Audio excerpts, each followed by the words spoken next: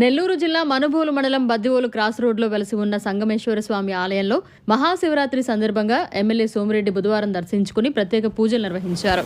ఈ సందర్భంగా ఆయన మీడియాతో మాట్లాడుతూ ఎన్నికల ముందు స్వామివారిని దర్శించుకున్నారని, మరలా మహాశివరాత్రి సందర్భంగా దర్శనానికి వచ్చానని, ఎమ్మెల్యేగా స్వామివారి ఆశీర్వాదం, ప్రజల ఆశీర్వాదంతో ప్రజలకు సేవ చేసే భాగ్యాన్ని కల్పించారని వివరించారు. కూటమి ప్రభుత్వం అధికారంలోకి వచ్చిందని, బాబు గారికి, జిల్లా ప్రజలకు, రాష్ట్రానికి మంచి జరగాలని ఆ భగవంతుని కోరుకుంటున్నట్లు చెప్పారు. అనంతరం స్వామివారి కళ్యాణాన్ని తిలకించి వధూవరులను ఆశీర్వదించారు.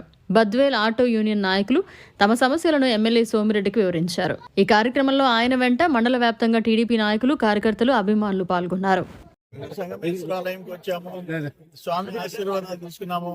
ఎలక్షన్స్ ముందు వచ్చాను.